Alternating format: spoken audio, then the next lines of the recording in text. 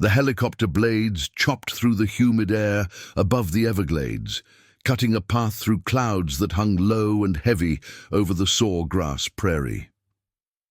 Staff Sergeant David Keller pressed his face against the window, watching the endless expanse of green and brown below. He'd grown up in Tampa, just 2 hours north, but the wilderness beneath him now felt as foreign as any desert in Afghanistan, where he'd served 2 tours. "Radio check-in 5, the pilot announced through the headset. David nodded, though his stomach had been churning since they lifted off from Homestead Air Reserve Base. This was supposed to be a routine transport, supplies to a remote Coast Guard station on the edge of Florida Bay. Nothing complicated, nothing dangerous, just another day of peacetime military operations in the summer of 2019. The turbulence hit without warning. Before we continue with David's story, if you're enjoying this rescue tale, please subscribe to the channel and leave a comment letting us know where you're watching from. Your support helps us bring more incredible survival stories to light. Now back to David's fight for survival. The helicopter lurched violently to the left. David's harness dug into his shoulders as equipment shifted in the cargo bay.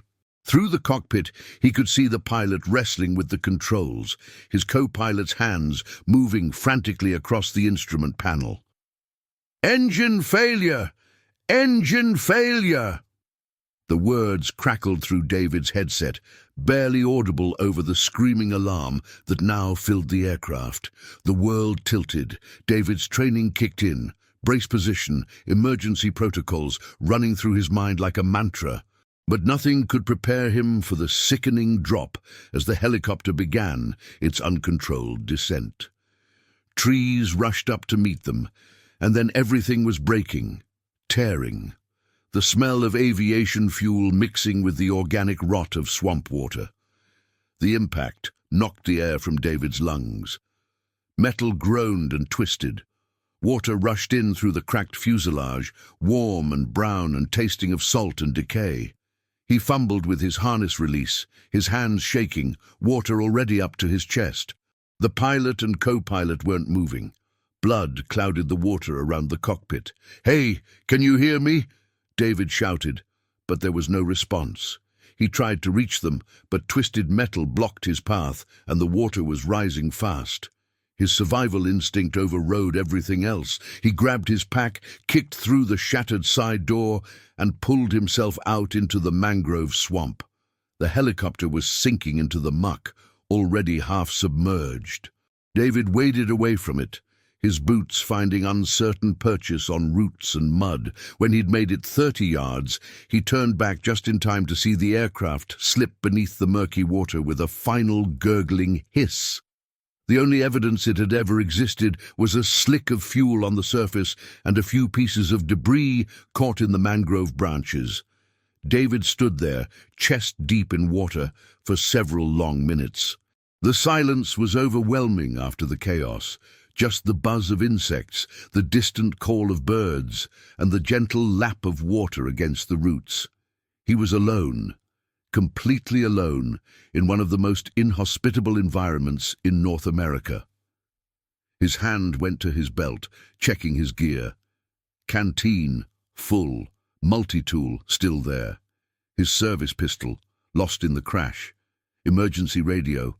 He pulled it from his pack, pressed the power button. Nothing. Waterlogged. Useless. He tried to orient himself. The helicopter had been heading southwest when they went down. The Coast Guard station couldn't be more than 20 miles away, but in this terrain it might as well be 200. The mangroves stretched in every direction, a maze of twisted roots and murky channels, all looking identical. No landmarks, no clear sky to navigate by through the dense canopy above. The first thing was to find solid ground. David began wading through the waist-deep water, choosing his direction at random. His uniform was already soaked through, and he could feel things brushing against his legs. Fish, probably, he told himself, definitely not alligators or sharks, though he knew both hunted these waters. After an hour of exhausting struggle through the maze of roots, he found a small hummock, a slight elevation where the mangrove roots formed a tangled platform above the water. He pulled himself up, his muscles already aching from fighting the resistance of the swamp. The ground, such as it was, consisted of decaying organic matter and roots, but it was dry, relatively. David took stock. He had his canteen with 1 full liter of water. He had his multi-tool. He had the clothes on his back and his boots. His waterproof pack contained a basic first aid kit, a fire starter that might still work if he could get it dry, an emergency blanket, and 3 protein bars. That was it. He should have been found by now. The helicopter would have been tracked. When they missed their check-in, search and rescue would be dispatched. He just had to stay alive until they found him. The sun was already sinking toward the horizon, and David knew the temperature would drop once darkness fell. He was wet, which meant hypothermia was a real risk despite the subtropical climate. He needed fire, but everything was damp. He spread his fire starter out to dry and began collecting the driest twigs he could find, building a small platform of roots above the water level. As the sun disappeared and mosquitoes descended in clouds, David managed to coax a small flame to life. The smoke was thick and oily, but it kept some of the insects at bay. He rationed himself to half a protein bar and a few sips of water, though his body wanted much more after the physical exertion. The water in his canteen wouldn't last long in this heat. The night sounds of the Everglades surrounded him, splashes in the water, the grunts of alligators, the rustle of nocturnal creatures in the branches above. David sat with his back against a mangrove trunk, feeding his small fire, and tried not to think about the pilot and co-pilot still trapped in the submerged helicopter. He'd been unable to help them. That guilt would come later, he knew. Right now, he had to focus on survival. Day 1 was ending. He was alive. That would have to be enough. The morning sun brought brutal clarity to David's situation. His small fire had died in the night despite his efforts, and he'd spent the dark hours in a half-conscious state, never fully asleep, always aware of the sounds around him. His body ached from the crash and from the awkward position he'd maintained on the mangrove roots. The water below was a murky brown-green, impossible to see through. David knew it was brackish, part saltwater, part freshwater, and completely undrinkable without treatment. His canteen was now 3/4 full. At his current rationing, he had maybe 2 days of water left. After that, dehydration would begin its deadly work. He climbed down from his hummock and began moving again, choosing a direction that seemed to lead toward more open water. If he could find a channel, maybe it would lead to the bay, and from there he might spot a boat or find the Coast Guard station.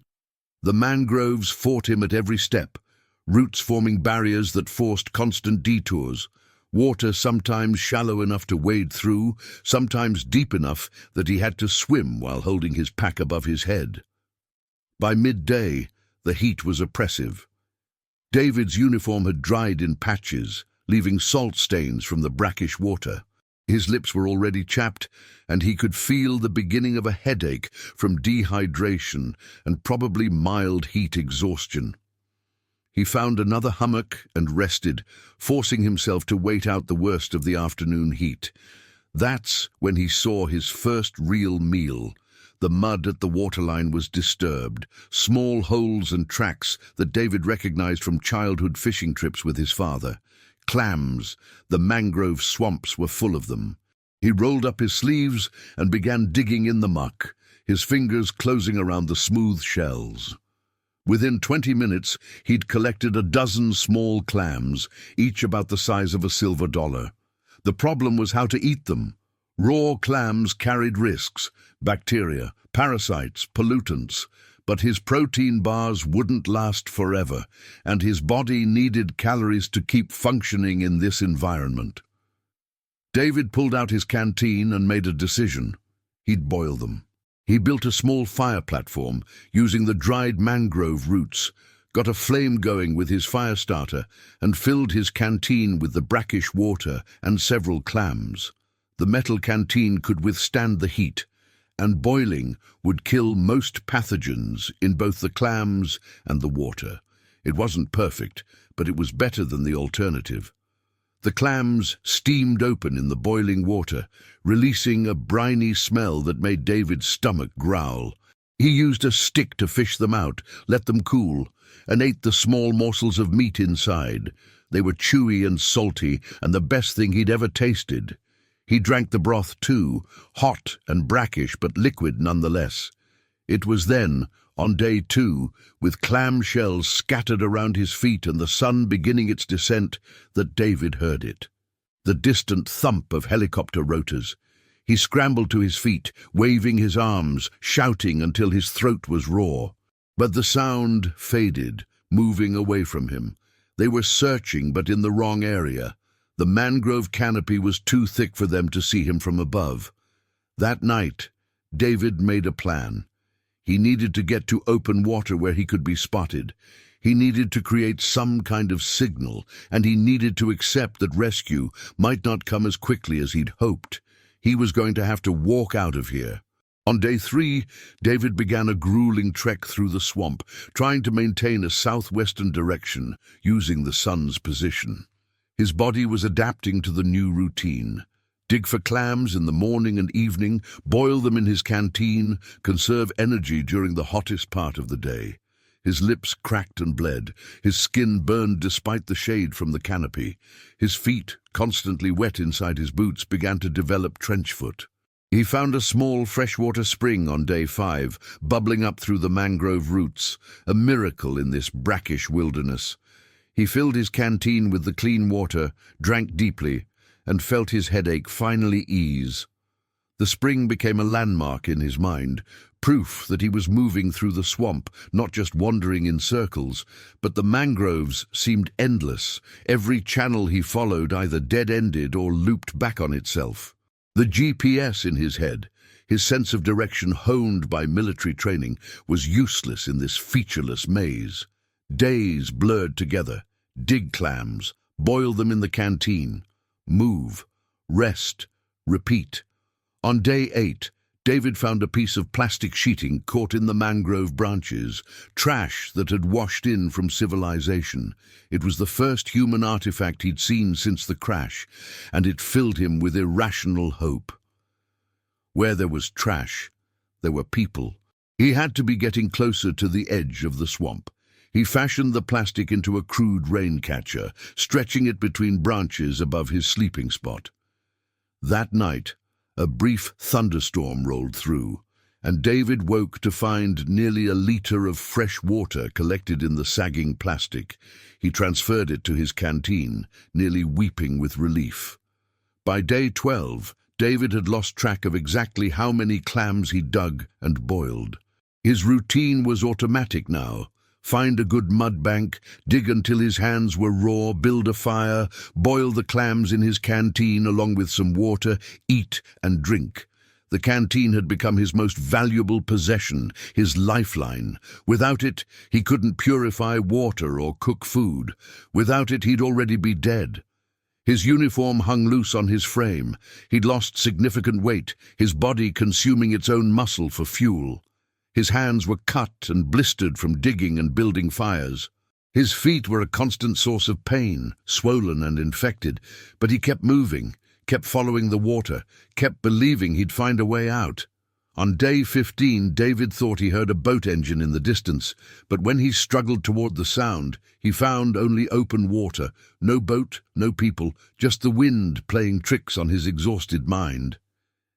He spent that night on a small sand spit, watching the stars and trying to remember what his life had been like before the crash. His apartment in Tampa, his girlfriend, Rachel, the plans they'd made for after his enlistment ended. All of it felt impossibly distant now. The storm hit on day 17 without warning. The sky darkened, and within minutes, wind was tearing through the mangroves with hurricane force. David lashed himself to a thick trunk with his belt and held on as rain lashed his body and the water rose around him. Lightning split the sky, thunder so close it felt like artillery fire. The storm surge lifted the water level 6 feet in less than an hour, and David found himself swimming, still tied to the tree, fighting to keep his head above water as debris rushed past in the current. When dawn came, the storm had passed, leaving devastation in its wake. Trees were down, the landscape rearranged. David's pack was gone, torn away by the water. His multi-tool was lost. But his canteen, strapped to his belt, remained. And somehow, against all odds, so did he. He untied himself from the tree and assessed the damage. He had nothing now except his uniform, his boots, and his canteen. No fire starter, no emergency blanket, no first aid kit. Just the clothes on his back and the metal container that had kept him alive. David wanted to give up. Every muscle in his body screamed for rest. His mind was foggy from exhaustion and malnutrition, but something deeper than conscious thought kept him moving. Years of military training, pride, stubbornness. The image of Rachel waiting for him. He didn't know anymore. He just knew he wasn't going to die in this swamp. On day 21, 3 weeks after the crash, David found a channel that seemed different from the others.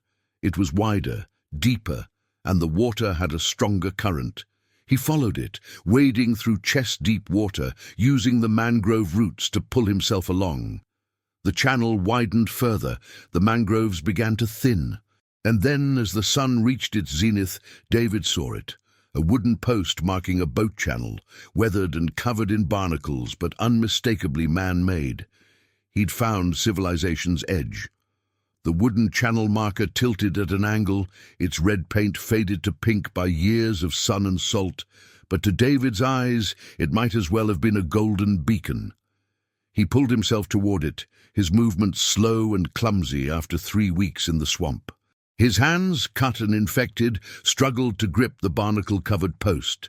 When he finally reached it, David rested his forehead against the weathered wood and allowed himself a moment of something that wasn't quite hope, but wasn't despair either. A channel marker meant boats. Boats meant people. People meant rescue. He just had to hold on a little longer. The current in this deeper water was stronger, and David let it carry him while he held onto a floating log he'd found. His strength was nearly gone. Even the simple act of staying afloat required concentration. His mind drifted in and out, memories mixing with present reality. He was back in Tampa Bay, fishing with his father. Then he was in Afghanistan, the desert heat somehow mixing with the humid air of the swamp. Then he was back, the mangroves closing in around him. As evening approached on day 22, David found a sandbar where the channel widened into a small bay. He crawled onto it, barely able to lift his body from the water. His lips were cracked and bleeding, his skin burned and blistered despite his tan. His feet were so swollen he could no longer remove his boots. He dug for clams mechanically, found a few, but had no energy to build a fire. He ate them raw, not caring any more about the risk, and drank brackish water straight from his canteen because his fire starter was long gone. That night, he heard voices. At first, David thought his mind was breaking, that the isolation and exhaustion had finally pushed him into hallucination. But the voices came again, distant, but definitely human. Male voices speaking Spanish, the words carrying across the water. David tried to call out, but his throat, damaged from dehydration and shouting for help over the past weeks, could barely produce more than a croak. He attempted to stand, but his legs wouldn't support his weight. Instead, he crawled to the edge of the sandbar and waited, listening. The voices grew closer. A boat engine puttered in the distance.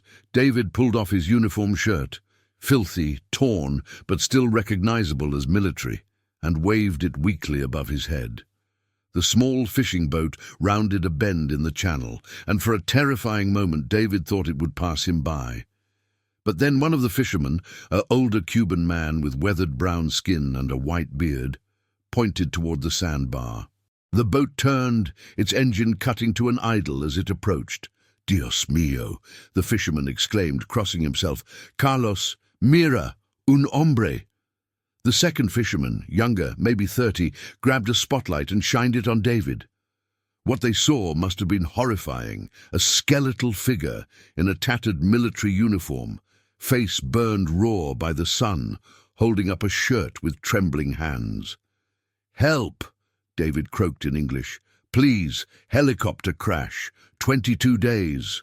The older fisherman, whose name was Miguel, later told David that he'd initially thought he was looking at a corpse that had somehow remained upright. The younger one, Carlos, had wanted to call the Coast Guard immediately, but Miguel insisted they get the dying man on board first.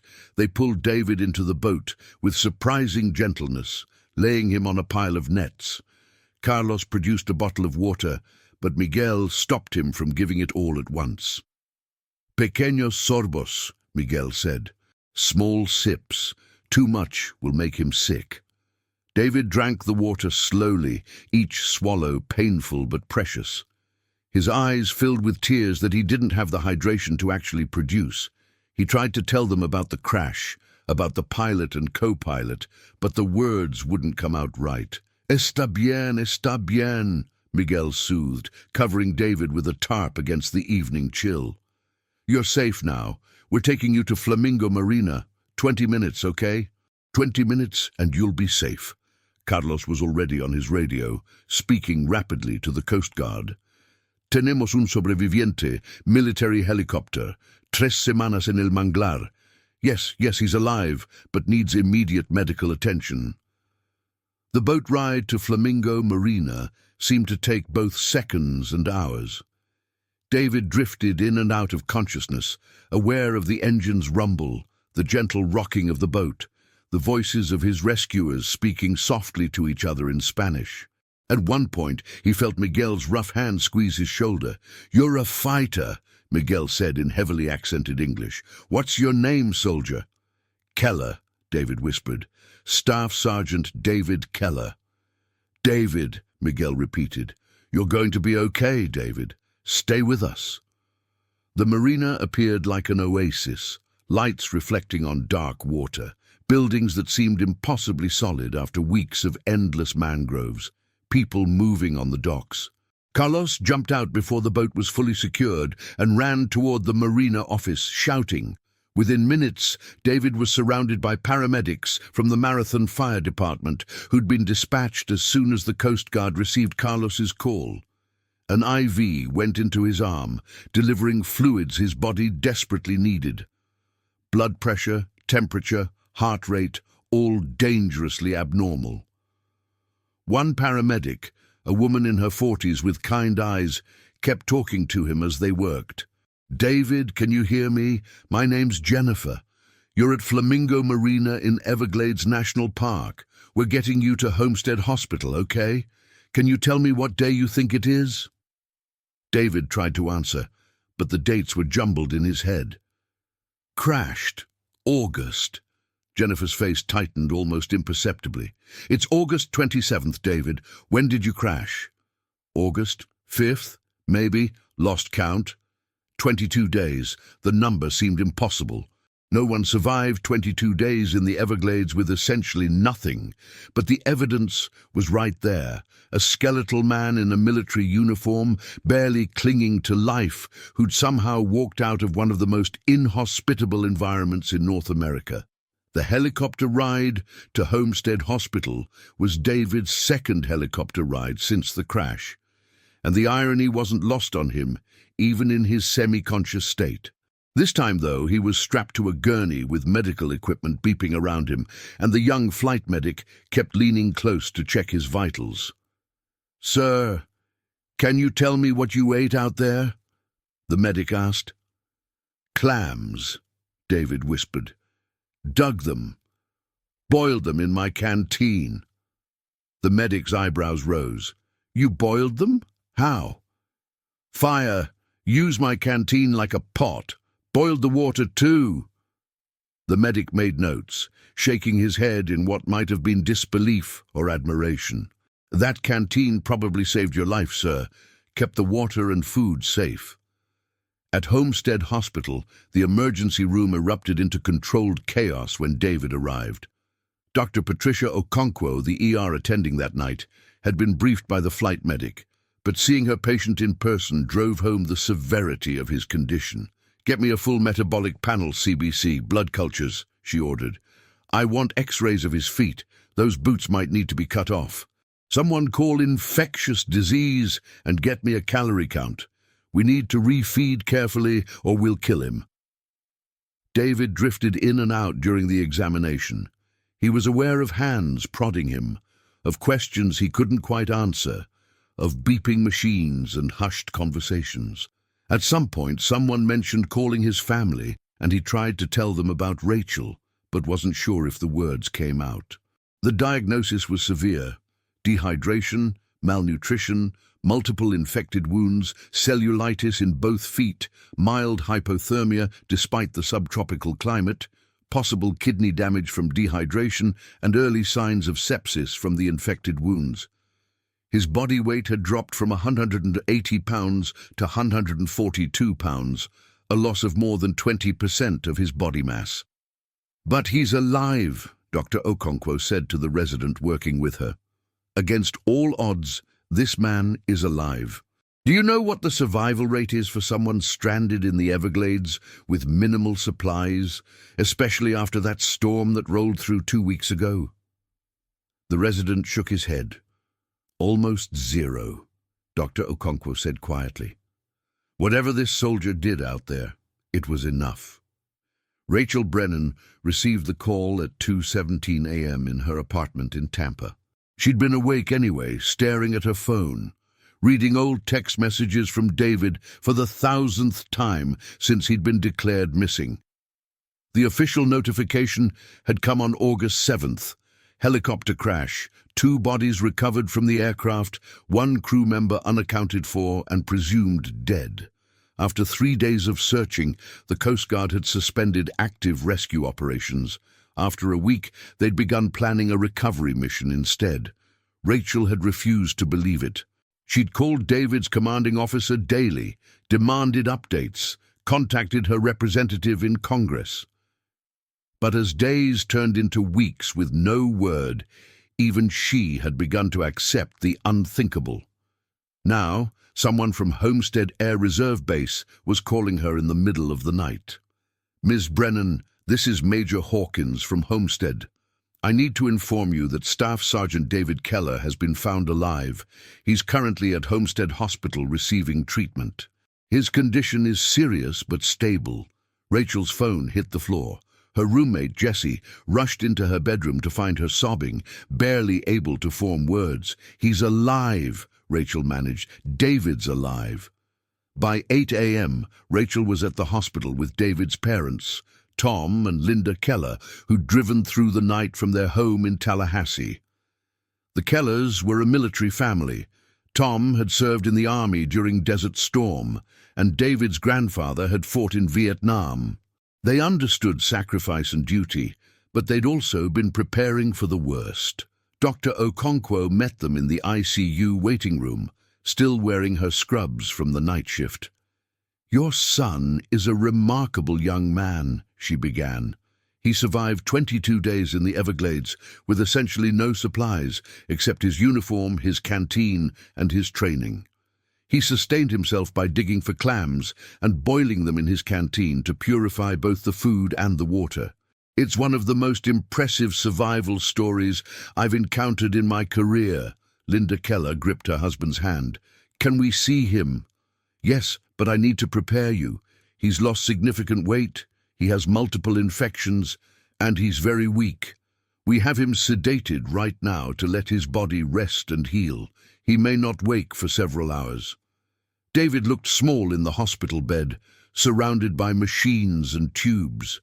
His face, normally tanned and healthy, was burned and peeling.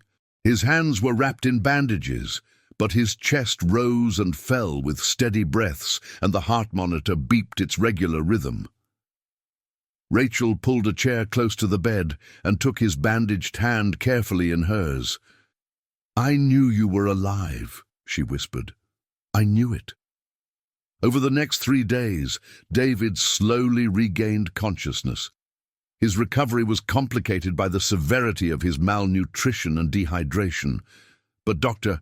Okonkwo's team carefully managed his refeeding, gradually increasing his caloric intake to avoid refeeding syndrome, a potentially fatal complication of treating severe malnutrition. His story emerged in fragments as he became more lucid. The crash, the decision to walk out, the clams, the fire, the storm, the fishermen. Military investigators from the National Transportation Safety Board arrived to take his statement, recording every detail of the helicopter's final moments for their accident report. "The pilot did everything right," David told them, his voice still raspy. "There was nothing he could do. It was a catastrophic engine failure." The investigators nodded, making notes. The helicopter had been recovered, and the preliminary investigation supported David's account. A manufacturing defect in a critical engine component had caused the failure. It wasn't pilot error, it was just terrible luck. The media discovered the story on day 4 of David's hospitalization. "Soldier survives 22 days in Everglades," the headlines read. News crews camped outside the hospital. The military, recognizing a potential morale booster and a story of incredible resilience, arranged for a carefully managed press conference once David was strong enough. On August 31st, 6 days after his rescue, David sat in a wheelchair in the hospital's conference room, flanked by his commanding officer and Dr. Okonkwo. Camera flashes erupted as reporters shouted questions. "How did you survive? What did you eat?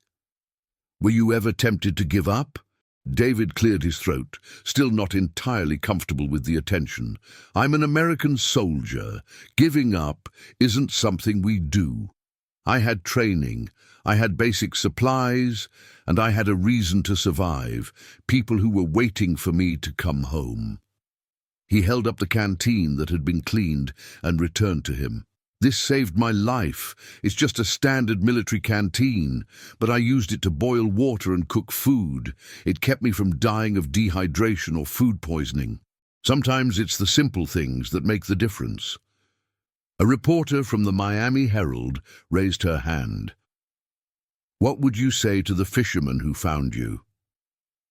David's eyes grew misty. "Miguel and Carlos, they're heroes. They could have assumed I was already dead and kept going. Instead, they stopped, they helped, and they got me to safety. I owe them my life." Miguel and Carlos, who'd been invited to the press conference, stood awkwardly in the back of the room. When David asked them to come forward, Miguel shook his head, embarrassed by the attention. But the room erupted in applause, and eventually the two fishermen made their way to David's side. "We just did what anyone would do," Miguel said in halting English. "We saw someone who needed help." "Not everyone would have stopped," David said. "Not everyone would have known how to help. You two did both." The press conference ended with Dr. Okonkwo providing a medical update. David would need several more weeks of recovery, including physical therapy for his damaged feet and treatment for his lingering infections. But barring complications, he would make a full recovery. "The human body is remarkably resilient when given a chance," Dr. Okonkwo said. "Staff Sergeant Keller gave his body that chance through his resourcefulness and determination. It's a privilege to have been part of his care." David's recovery stretched through September and into October. The physical healing was measurable. Weight regained, wounds closed, infections cleared, but the psychological recovery was more complex. He had nightmares about the crash, about the water rising in the helicopter, about being unable to reach the pilot and co-pilot. He dreamed he was still in the mangroves, searching endlessly for a way out. A psychologist from the VA hospital in Miami, Dr. James Wu, began working with David in early September. "What you experienced was both a trauma and an extraordinary achievement," Dr. Wu explained during one of their sessions. "Your brain is trying to process both simultaneously. The trauma of the crash and your fellow soldiers' deaths, and the triumph of your survival. It's normal to feel confused about which emotion should dominate." I feel guilty, David admitted. They died and I lived. Why? That's survivor's guilt, and it's very common. But David, you couldn't have saved them. You tried. The investigators confirmed the cockpit was inaccessible due to the crash damage. Staying would have meant you died too, and that wouldn't have honored their memory. Rachel attended some of the therapy sessions, learning how to support David through the recovery process. She'd taken a leave of absence from her job at a Tampa marketing firm to be with him during his hospitalization and rehab. One afternoon in mid-September, as David practiced walking without assistance in the hospital's rehab facility, Rachel watched from a chair nearby. "You're doing great," she encouraged. David grimaced, his feet still painful despite weeks of healing. "I used to run 5 miles every morning. Now I can barely walk 100 yards. "You will again," Rachel said. "Dr. Okonkwo said your prognosis is excellent. You just need time." "Time," David repeated. "I had a lot of that in the swamp. Too much time to think, to worry, to wonder if I'd ever see you again." Rachel stood and walked to him. "But you did. You made it back." "Because of you," David said. "When things got really bad, after the storm, when I'd lost everything except my canteen, I kept thinking about you waiting for me. I couldn't let you down." The investigative report on the helicopter crash was released in late September. David was cleared of any wrongdoing, and the pilot and co-pilot were posthumously commended for their attempts to save the aircraft. The manufacturing defect that caused the engine failure led to a fleet-wide inspection of similar helicopters and eventual recalls. The families of the pilot, Captain William Zhang, and the co-pilot, Lieutenant Amy Patterson, reached out to David through the military. They wanted to meet him, to hear about their loved ones' final moments. David dreaded those meetings, but knew he owed them the truth. He met with Captain Zhang's wife, Melissa, and their 2 young daughters at the base chapel in October. The girls, ages 6 and 8, stared at David with solemn eyes as their mother asked the questions she needed answered. "Did he suffer?" Melissa asked quietly. David had prepared for this question with Dr. Wu. "No," he said truthfully. "The impact was instantaneous. Neither of them would have felt pain." "Were you able to... Did you try to help them?" "I tried," David said, his voice breaking slightly. "The water was rising fast, and the cockpit was crushed. I couldn't reach them. I'm sorry. I wish I could have done more." Melissa nodded, tears streaming down her face. "Thank you for trying, and thank you for surviving. Billy would have wanted someone to make it out." Lieutenant Patterson's parents were angrier, struggling with their grief. Her father, a retired Air Force colonel, questioned David sharply about the crash sequence, about his decisions, about why he survived when their daughter didn't. "With respect, sir," David finally said, "I was a passenger. I had no control over the aircraft. When it went down, I did what I was trained to do, survive and escape. I couldn't save your daughter. I wish I could have, but I won't apologize for living." Colonel Patterson stared at David for a long moment. Then his shoulders sagged. "You're right," he said quietly. "I'm sorry, son. I'm not angry at you. I'm just angry." "I understand, sir. I'm angry too." By mid-October, David was strong enough to leave the hospital and continue his recovery through outpatient services. The military offered him a medical discharge with full honors and benefits, but David surprised everyone by requesting to remain on active duty. "I'm a soldier," he told his commanding officer. "This is what I do. Once I'm cleared medically, I want to return to regular duty." The request went up the chain of command, and eventually David was granted a desk assignment at Homestead while he completed his physical rehabilitation. It wasn't the same as active field duty, but it gave him purpose and structure while he healed. Miguel and Carlos stayed in touch with David. The older fisherman insisted that David and Rachel come to dinner at his home in Homestead once David was well enough. The meal was a loud, joyous affair with 3 generations of Miguel's family present, everyone wanting to meet the soldier who'd survived the impossible. "You know what convinced me you were alive when we first saw you?" Miguel said as they ate. "Your eyes. Dead men don't have that look in their eyes, that determination. I saw it immediately. This man fought to survive." "I had help," David said, raising his glass of water. "From a good canteen, a little military training, and 2 fishermen who didn't give up on a stranger." The toast was echoed around the table, and David felt something shift inside him, the beginning of peace with what had happened. In November, David returned to Tampa with Rachel, moving into a new apartment they'd chosen together. His physical therapy continued 3 times a week, and he'd progressed to running short distances, though his feet still bothered him. One evening, as they unpacked boxes in their new home, Rachel found the canteen that David had insisted on keeping, despite the military wanting it for display purposes. "This thing's been through a lot," she said, turning it over in her hands. "It saved my life," David said simply. 22 days of boiling water and clams in that canteen. It never failed." "What are you going to do with it?" David took it from her and set it on a shelf in their living room, next to a photo of him with Miguel and Carlos. "Keep it. Remember what it represents. Which is that survival isn't about having everything. It's about using what you have, no matter how simple, and refusing to give up. That canteen didn't do anything special. It just did its job over and over when I needed it most." The holidays of 2019 were more meaningful than any David had experienced.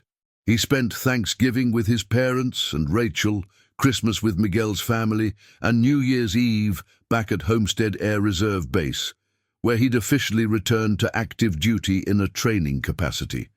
His story had taken on a life of its own. The military used it in survival training courses. The National Park Service featured it in their Everglades safety briefings. Dr. Okonkwo published a medical case study about his treatment and recovery, and outdoor survival instructors across the country taught the canteen method that David had improvised, using a metal container to both purify water and cook food over an open fire. David gave occasional talks at schools and military installations, always emphasizing the same themes: training matters, simple tools can save your life, and mental resilience is as important as physical strength. At one such talk at a high school in Miami in January 2020, a student raised her hand during the Q&A. "Were you scared?" she asked. David didn't hesitate. "Terrified every single day. I was scared I'd die of dehydration. I was scared I'd never find my way out. I was scared of the alligators and the storms and the infections. Being brave doesn't mean not being scared. It means being scared and doing what you need to do anyway." Another student asked, "What was the worst part?" David considered the question. "The nights. When I couldn't move because it was too dark and too dangerous. When I had nothing to do except think about all the ways I might not make it. That's when the fear was strongest. And the best part. The moment Miguel's boat came around that bend, and I knew I'd been found. And every morning when I woke up and realized I'd survived another night, those mornings reminded me that I was still fighting, still alive." By spring of 2020, David had regained most of his pre-crash fitness. His feet still ached in cold weather, and he had scars from the infected wounds, but Dr. Okonkwo cleared him for full duty. He requested a transfer to a search and rescue unit, wanting to use his experience to help others. "You understand what it's like to be lost and desperate," his new commanding officer said during the transfer interview. "That's going to make you better at this job than someone who's never experienced it." David began training with Coast Guard rescue crews, learning helicopter rescue techniques, advanced survival skills, and emergency medicine. He was determined to ensure that what happened to him, the loss of his fellow crew members, the 3 weeks of desperate survival, would never happen to someone else if he could prevent it. On August 5, 2020, Exactly 1 year after the crash, David returned to the Everglades. Not to the exact spot that would have required a multi-day expedition into the mangroves, but to Flamingo Marina, where Miguel and Carlos had brought him to safety. Rachel came with him, along with his parents and the fisherman who'd saved him. A small memorial service was held for Captain Zhang and Lieutenant Patterson, their names added to a plaque at the marina, honoring those who died in service in the park. After the ceremony, David walked to the end of the marina dock and looked out over the water. The mangroves stretched to the horizon, mysterious and dangerous and beautiful.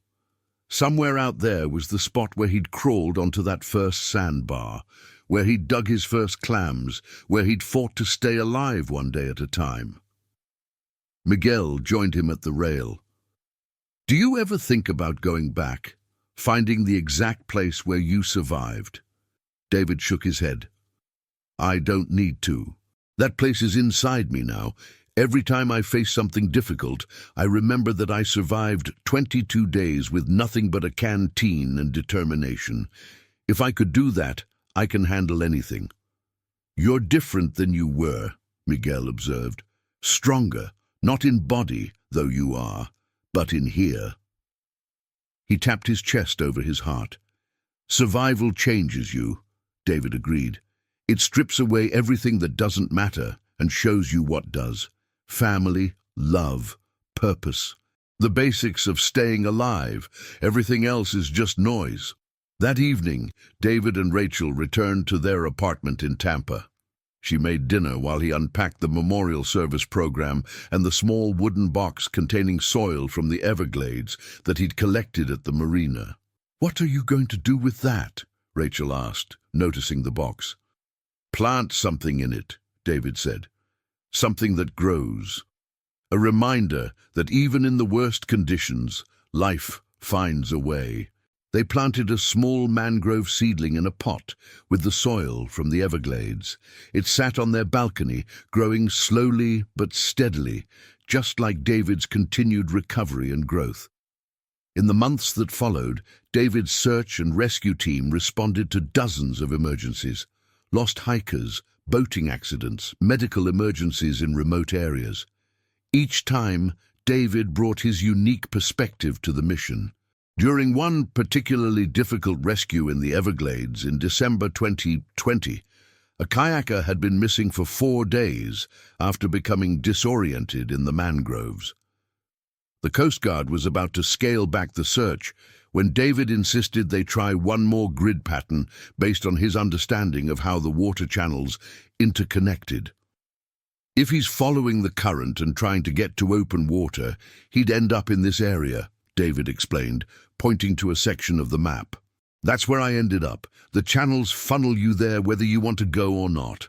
The search team followed David's suggestion, and 2 hours later, they found the kayaker, dehydrated and exhausted but alive, exactly where David had predicted. The rescue made local news, and David's survival story was retold, this time with the addition that he was now saving others. The kayaker, a college student named Bryce Hamilton, visited David at the base after his recovery. "The Coast Guard told me you survived out there for 3 weeks, Bryce said. "I could barely handle 4 days. How did you do it?" "1 day at a time," David said. "One task at a time. Dig for food, find water, build a fire, make it through the night, then do it again the next day. You don't think about the big picture because it's too overwhelming. You just focus on surviving the next hour." "I gave up on the 3rd day," Bryce admitted. "I stopped trying to find my way out. I just waited for rescue." "Waiting for rescue is a valid strategy," David said. "It worked for you, but when rescue doesn't come, you have to be ready to save yourself.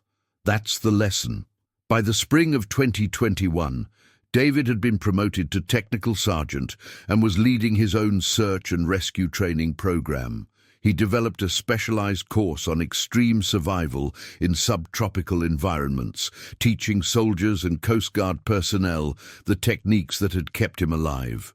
The course included practical sessions on finding and purifying water, identifying edible plants and animals, building fires in wet conditions, and, most importantly, maintaining mental resilience during extended survival situations. "The mind gives up before the body does," David told his students during one class. "Your biggest challenge isn't hunger or thirst or pain. It's despair. It's the voice in your head telling you there's no point in continuing. Learning to silence that voice is the most important survival skill you can develop."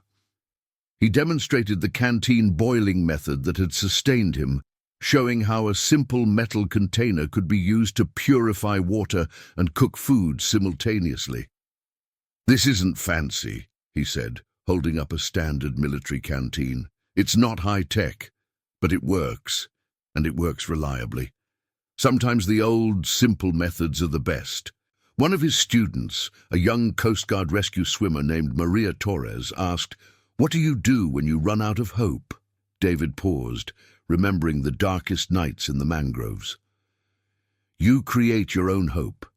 You set small, achievable goals. Today, I'm going to find food. Today, I'm going to make it to that next hammock of dry land. Today, I'm going to survive. And then tomorrow, you set new goals. Hope isn't something you find lying on the ground. It's something you build, one small success at a time." In June 2021, David married Rachel in a small ceremony at Homestead Air Reserve Base. Miguel and Carlos were honored guests, sitting in the front row alongside David's parents and Rachel's family. The chaplain who performed the ceremony noted the symbolism of a couple joining their lives after nearly losing them. "David's survival in the Everglades is a testament to the power of love and connection," the chaplain said. "He fought to return to the people who mattered most, and today we celebrate that return and the new beginning it represents." During their honeymoon in the mountains of North Carolina, deliberately far from any swamps, David and Rachel talked about their future: children, a house, David's continued military career. All the ordinary dreams that felt extraordinary after everything they'd been through. "Do you think about it often?" Rachel asked one evening as they sat on the porch of their cabin watching the sunset. "The crash, the survival, all of it?" "Every day," David admitted. "But not in a bad way anymore. It's part of who I am now. It taught me things I needed to learn about myself, about what I'm capable of. I wouldn't choose to go through it again, but I'm not sorry it happened." "That's very zen of you," Rachel said with a smile. "I had a lot of time to think in that swamp," David replied. "When you're boiling clams in a canteen to stay alive, you gain perspective on what matters." They laughed, and the sound echoed across the mountain valley, a sound of joy and survival and the simple pleasure of being alive. By 2023, David's survival story had become something of a legend within military and search and rescue communities. He'd been featured in survival documentaries, written a memoir titled 22 Days, A Soldier's Story of Survival in the Everglades, and continued his work training others in extreme survival techniques. But for David, the most meaningful impact of his experience was the lives he'd helped save through his search and rescue work. His team had successfully completed more than 50 missions, bringing lost and injured people home to their families. In March 2023, David received an unexpected call from the Department of Defense. He was being considered for the Soldier's Medal, the Army's highest award for heroism not involving combat. The citation would recognize his survival and his subsequent service in training others and conducting rescue operations. "I don't feel like a hero," David told Rachel when he got the news. "I just did what I had to do to survive." "That's exactly what makes you a hero," Rachel replied. "You didn't give up. You used your training and your mind and whatever resources you had, and now you're using that experience to help others. That's heroism. The medal ceremony took place at the Pentagon in May 2023. David stood at attention in his dress uniform as a general read the citation detailing his survival and his subsequent service. His parents, Rachel, Miguel, and Carlos, were all there, watching proudly. Technical Sergeant David Keller exemplifies the values of the United States Army, the general concluded. His survival against impossible odds and his dedication to helping others survive demonstrates the highest standards of military service. As the medal was pinned to David's chest, he thought about that first night in the mangroves, when he'd been alone and terrified and certain he would die. He thought about every clam he'd dug, every fire he'd built, every morning he'd woken up and decided to keep fighting. He thought about Captain Zhang and Lieutenant Patterson, whose loss still hurt, but who he honored through his continued service. He thought about Miguel and Carlos, who'd seen a man in need and stopped to help. And he thought about Rachel, who'd never given up hope that he was alive. The medal was heavy on his chest, but it was a good weight. The weight of recognition, of purpose, of survival, turned into service. After the ceremony, there was a reception where David mingled with military brass, politicians, and fellow service members. A young Army specialist approached him hesitantly. "Sir, I just wanted to thank you," the specialist said. "I took your survival course last year before deploying to Alaska. We had a situation where our transport broke down in a remote area in winter. The techniques you taught, finding water, maintaining body heat, keeping mental focus, they saved our lives." Stories like that one made everything worthwhile. David's suffering in the mangroves had meaning beyond his own survival. It had become a lesson, a warning, a source of hope for others facing their own desperate situations. As the reception wound down, David found himself standing with Miguel, both men holding glasses of champagne they weren't drinking. "Big day for you," Miguel said. "Big day for us," David corrected. "Without you and Carlos, there would be no medal, no survival story, nothing, just another lost soldier." "We did what anyone would do," Miguel said, repeating the words he'd said years earlier. "No," David said firmly, "not everyone would have stopped. Not everyone would have cared. You two did. That made all the difference." They stood in comfortable silence, two men linked by a moment of crisis and compassion, watching the crowd of dignitaries and thinking their own thoughts about fate, survival, and the sometimes fragile line between life and death. In August 2023, on the 4th anniversary of his rescue, David returned once more to Flamingo Marina. This time, he brought a plaque to be mounted next to the memorial for Captain Zhang and Lieutenant Patterson. The plaque read, "In memory of all those lost in the Everglades, in honor of all those who search for the lost, in celebration of all those who survive against the odds. The swamp tests us, but the human spirit endures." David also brought his old canteen, now polished and preserved, which he donated to the Flamingo Visitor Center for display. A small plaque next to it explained its history and significance. This canteen sustained Technical Sergeant David Keller during his 22-day survival ordeal in the Everglades in August 2019. He used it to boil water and cook food, demonstrating that even simple tools can make the difference between life and death. The canteen symbolizes resourcefulness, determination, and the will to survive. Tourists and park visitors would stop to read the plaque and stare at the ordinary-looking canteen, trying to imagine the extraordinary circumstances that had made it a lifeline. David's mangrove seedling, now a small tree, stood in a large pot on his and Rachel's balcony in Tampa. It had survived a hurricane, several cold snaps, and one near-fatal neglect when they'd gone on vacation and forgotten to arrange for watering. But it endured, growing slowly but steadily, its roots reaching deep into the soil from the Everglades. Rachel often found David standing by the tree, lost in thought, one hand resting on its trunk. "What do you think about when you look at it?" she asked one evening. "How strong things can be when they have to be," David said. "This tree shouldn't survive in a pot on a balcony. It's meant to be in a swamp with its roots in salt water in harsh conditions. But it adapts. It finds a way. That's what survival is, adapting to impossible situations and finding a way to keep growing." By late 2023, David was beginning to think about life after the military. His enlistment would end in 2025, and he and Rachel had been discussing what came next. Teaching, maybe, working full-time with search and rescue organizations, writing more about survival and resilience. "Whatever you choose, you'll be good at it," Rachel told him. "You've spent 4 years turning your trauma into purpose. That's not going to stop just because you take off the uniform." David nodded, watching the mangrove trees sway gently in the evening breeze. "I think I finally understand what I'm supposed to do with all this. It's not just about telling my story.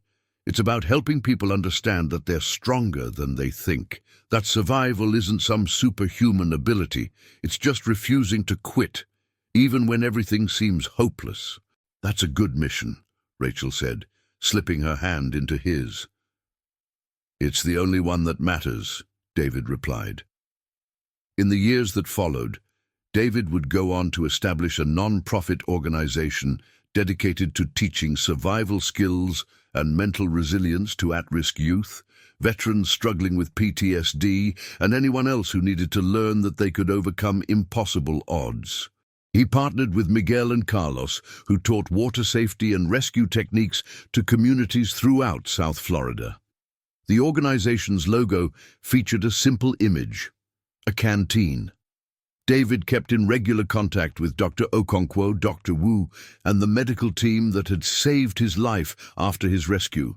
He spoke at medical conferences about the importance of treating not just the physical injuries of survival, but the psychological ones as well. He never forgot the lessons of those 22 days.